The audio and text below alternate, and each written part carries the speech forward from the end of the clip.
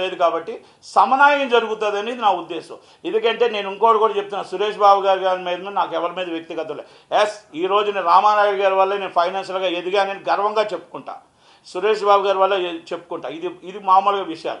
కానీ issues based వచ్చేటప్పటికి అక్కడ లీజు ఓనర్గా ఆయన ఉండేటప్పుడు ఒక కోసాన ఎగ్జిబ్యూటర్లకు సపోర్ట్ చేస్తున్నాడు, నిర్మాతలను చిన్నచూపు చూస్తున్నాడు అన్న ఒక ఫీలింగ్ ఉంది.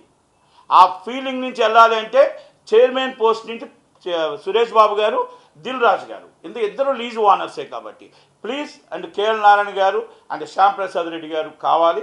నేను అందరికీ మెసేజ్లు పెట్టాను, నేను రిక్వెస్ట్ చేస్తున్నా, ప్లీజ్ రిక్వెస్ట్, ఇక్కడ నిర్మాత బాగుండాలి, డిస్ట్రిబ్యూటర్ బాగుండాలి, ఎగ్జిబ్యూటర్ బాగుండాలి. సామరస్యంగా పర్సంటేజ్ విధానంలో మొత్తం జరగాలి. ఆ పర్సంటేజ్ విధానంలో నిర్మాత తీసుకొచ్చిన సినిమా పెట్టుబడి ఒక్కసారికి అయిపోతుంది, డిస్ట్రిబ్యూటర్ది ఒక్కసారికి అయిపోతుంది. తేడా వస్తే రోడ్డు మీద పడిపోతున్నారు. అలాగే ఎగ్జిబ్యూటర్ కాడికి వచ్చేటప్పటికి ఏమవుద్దంటే ఒకవేళ నష్టం వచ్చినా లాభం వచ్చినా ప్రాపర్టీ వాల్యూ పెరుగుతుంది. మనం 20 సంవత్సరాల క్రితం ప్రాపర్టీ ఎంత, ఈరోజు ప్రాపర్టీ ఎంత ఒక్కసారి అర్థం చేసుకోవాలి. ఇప్పుడు మీ జూలై 3 నుంచి ఒకరు రాకపోతే థియేటర్లు మూసేస్తూ ఉన్నారు. ఎవరి ఇష్టం వాళ్ళది.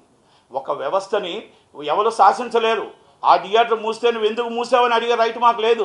సినిమా నువ్వు తీయకపోతే ఎందుకు తీయలేదని అడిగే రైట్ మాకు లేదు. నువ్వు డిస్ట్రిబ్యూషన్ చేయకపోతే ఎందుకు డిస్ట్రిబ్యూషన్ చేయలేదు అనే రైట్ లేదు. ఎవరికి హక్కు వాళ్ళకు ఉంటుంది. కనుక ఆ హక్కుని మనం ప్రశ్నించడానికి లేదు. కానీ నేనేమంటున్నానంటే ఇక్కడ జరుగుతున్న మొత్తం టోటల్ పరిణామాల్లో ఎందుకు పర్సంటేజ్ సిస్టంలో రావట్లేదు?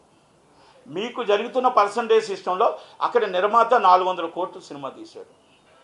400 కోట్లు రీచ్ అయ్యి 3 సంవత్సరాలు కష్టపడితే అది రీచ్ అయ్యి గుడ్లో మెల్లగా జాగ్రత్తగా బయటపడుతున్నారు. అంటే బడ్జెట్లు పెరిగిపోతున్నాయి. ఆ బడ్జెట్లు పెరిగిపోవడం వల్ల ఆ నిర్మాత బయటపడడం కష్టం. మరి